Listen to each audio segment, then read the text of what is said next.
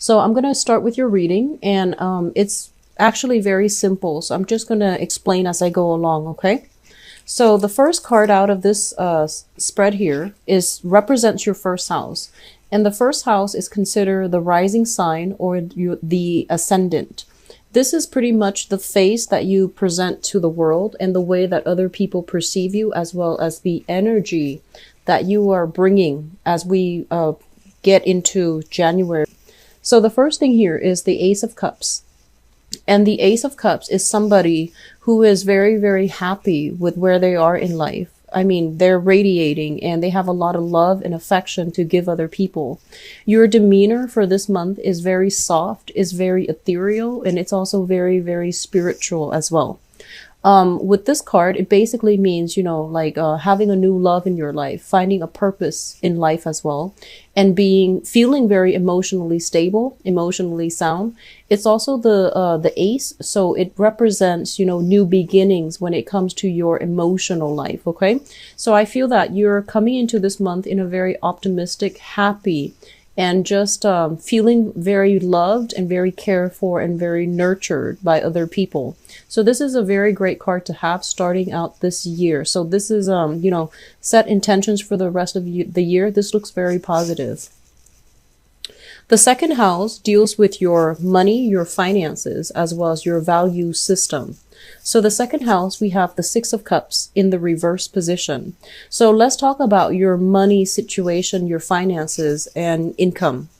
The Six of Cups in the reverse position, for those of you who have children, first of all, there are a lot of expenditures being, spent on children. And it's neither good or bad. It's basically neutral. And I feel that, they're grown up very, very quickly. And there's a lot of I feel like, just a lot of costs associated with child rearing. And what I'm also feeling as well is a lot of you, if you're in a situation where you have been divorced, there is either, child support, a lot of money coming out towards children, and a lot of expenditures around the household as it relates to children. I do see pets as well for many of you, okay? So a lot of your time resources, especially your financial resources, are devoted towards taking care of children and finances. For those of you who do not have children, the Six of Cups in the reverse basically indicates a situation where some things have to change when it comes to your financial environment. How you make money, and where you're working, for example. So this is an emotional tie, and it's a tie that is, purely emotional, and it's no longer practical. So what that means is, as it relates to your work environment as well, there might be a situation where you have stayed past the expiration date for that job, where you have pretty much learned all the skills that you need to learn. And so you're not really progressing anymore. It's also a job where it feels almost as if there aren't opportunities to either rise up, climb that career ladder, or even like any type of vertical lateral movement. You can't really transfer out. You can't really get a pay increase and things like that. So I feel like you are capping out your income generating potential or your earning potential.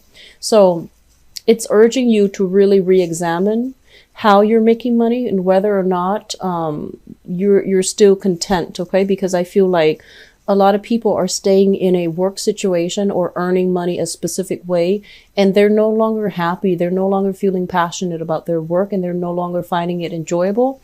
And more importantly, you are a sign that really, you have a very strong sense of intellectual curiosity. So you want to be in an environment where you feel challenged every day, and you feel like you can learn new things, and you can excel, and you can grow. So I feel like the way that you're making money, I feel that it might not be conducive for growth at this point. So some re-examination is needed in your finance sector. What I'm also getting as well is, if, this seems to me like a big card. So this is something, if it's not taken care of in January, it's going to revert back, like it's going to come back for re-examination. So take care of it early on in the year. Set the intention for the year to change this aspect, this area of your life, okay? So I'm doing this spread as a preventative measure. Whatever problem spots that show up, you want to take care of it early on. Otherwise, it will come back and it will, either worsen or it will demand attention, in a later part of the year. Okay. As it pertains to your values, we also have the Six of Cups here in the reverse. I feel like for some of you, especially for those of you who are a little bit younger, the Six of Cups is a childhood conditioning. And what it means is that your value system, for example, the things that you believe in, the things that you really stand up for, there is some sense of like family indoctrination. Okay. So it feels almost as if you might have been raised to believe a certain thing and then you've never questioned it because everyone around your environment believed it.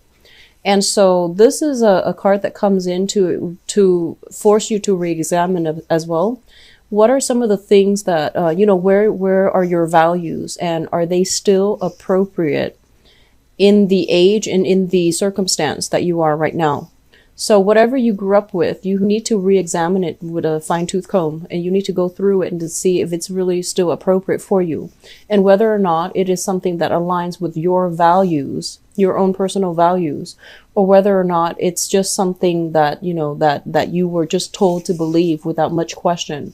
So a little bit of a inner work regarding, what do I believe in and where do I stand on a specific topic? That is going to be coming through for a re-examination all throughout this year as well. Okay. And we really want to think about, children in terms of like, what types of values do I want to pass down to my kids as well?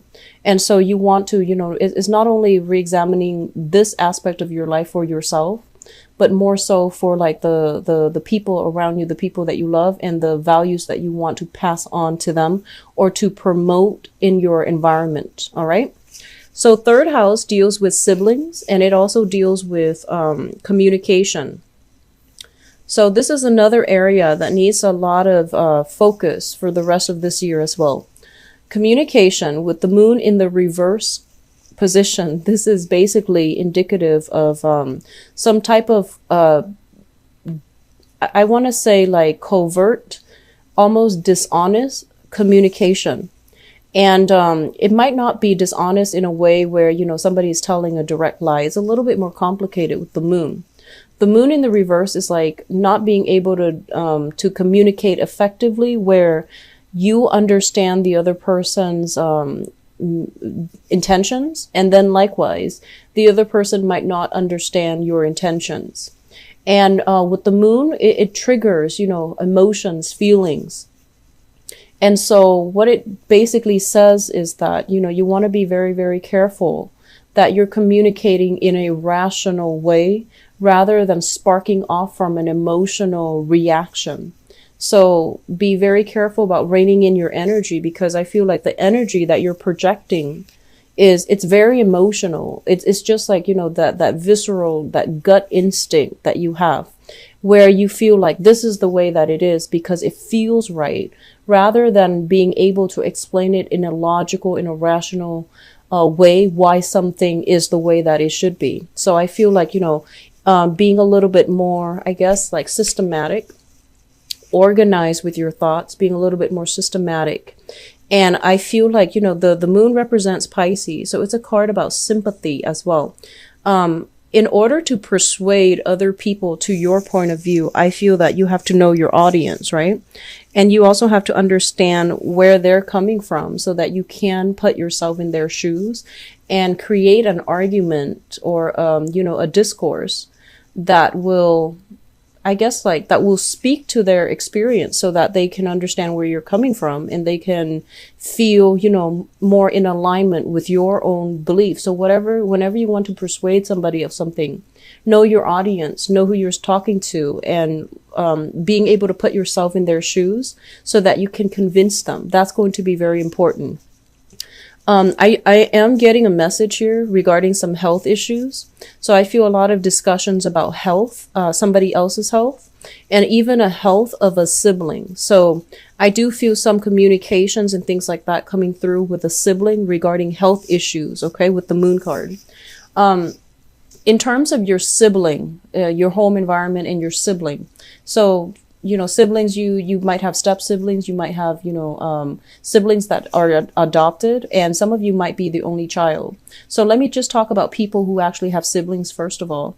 The moon in the reverse might have been a situation where, somebody was vacant, like somebody was not there growing up. So you might have lived in different households and things like that, and then you come back together at a older age. So even though you're siblings, you feel like this sense of distance and this emotional estrangement from one another.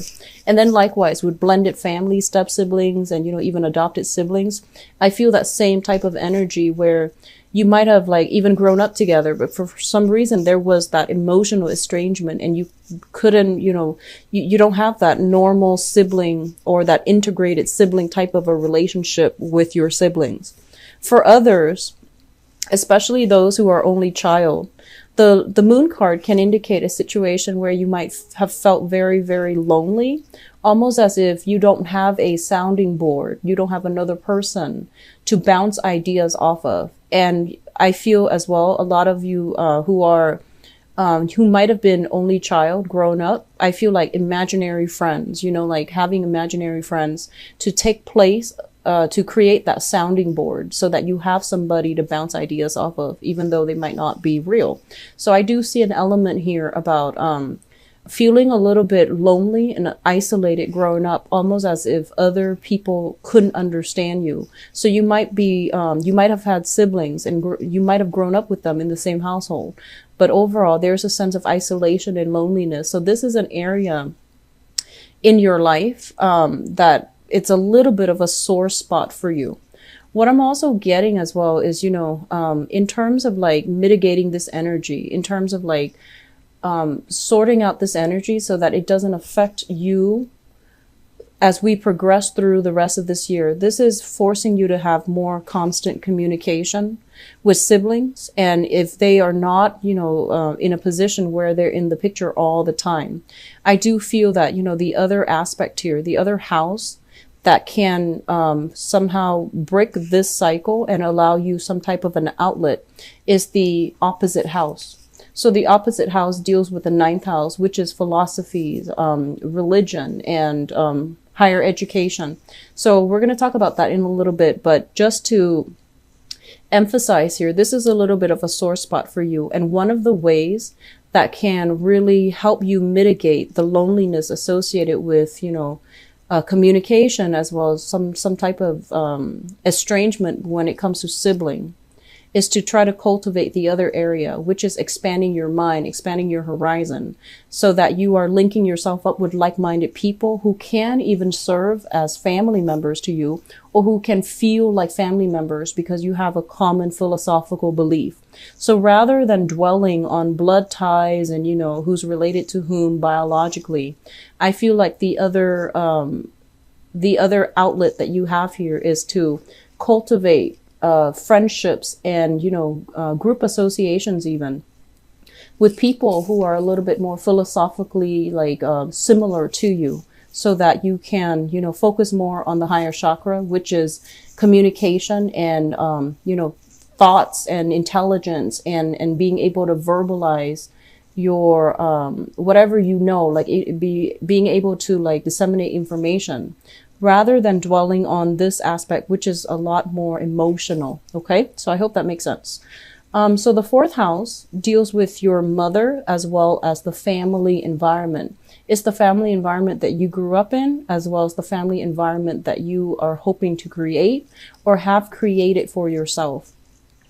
We do have the death card in the reverse position, and the death card in the reverse position is, a home environment as well that needs some type of change. Okay.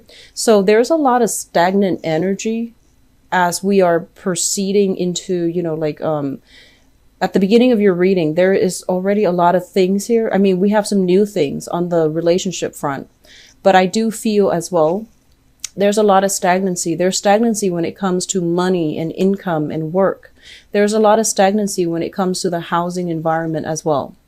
I feel like first of all, let's talk about the house that you're in.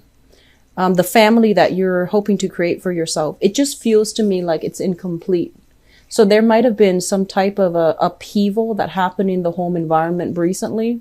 And it might have happened for the past 3 years because, you know, you went through that Saturn transit, that where it really shook up your world so that you can reassess some of the things that was not healthy or happy for you, okay, in your life. So some major upheavals have happened during that Saturn transit 3 years ago. And so what I feel happening here with the Death card is I feel that a lot of you want to break out, you want to relocate, but there are some binding elements, like, you know, sentimental ties to a specific family, to a specific home. And then for others of you, as it relates to the childhood home that you grew up in, the Death card basically means a lot of instability, a lot of like just, it's not a traditional type of a family with the Death in the reverse. It's basically like confusing ties. There might have been a lot of changes, like fluctuations in financial status of the parents, which, you know, affects like the lifestyle of the children. So, and there's also, I feel like shifting away to different areas, a lot of instability that came through that, it just didn't feel very stable. As it relates to the mother, the Death card in the reverse position is a woman that undergoes many, transformations throughout her life. Okay. But with the Death card in the reverse position as well, the reversals basically indicates a situation that needs to change, but somebody is not willing to change. So I feel like, you know, the mother might be plagued with making the same decisions, like, you know, dating the same types of people, or even feeling like very stagnant in her own life, but not making the necessary changes for herself. The Death card reverse as well, you know, this is your card. This is the card of Scorpio, as it, you know, the major arcana, the first few major arcana, it represents the zodiac sign. So this is the card of Scorpio. And when it shows up in the reverse position, it's basically saying something like there is a very strong emotional tie with the mother. And they're saying literally, you are a lot like, you are more like your mother than you think. And I feel like you actually can learn a lot from her decisions, like the way she lives her life, the patterns repeating in her life, as well as, you know, watching her life, how her life plays out. It's going to provide a lot of, I want to say like foreshadowing for things to come. And keep in mind, these are things that we can change. So don't look at it too fatalistically. So these are things that you can change. But I do feel there's an element here of, you know, having some type of a cyclical, almost like a karmic tie with the mother, where things that are happening in her life are going to, you're encountering similar energies through her life. Look into, you know, I feel like sometime for this month, there might be some health issues as it relates to your family members. Okay. So just expect that. And, I also feel as well, like, the energy is surrounding siblings and the mother. So those are the two areas. The next card here is the Tower, and this rules your 5th house. The 5th house is the house of recreation, fun, and the things that you do in order to, you know, find enjoyment in life. It also rules the house of children. So first of all, for those of you who have children, once again, be very careful about health issues as it relates to children as well.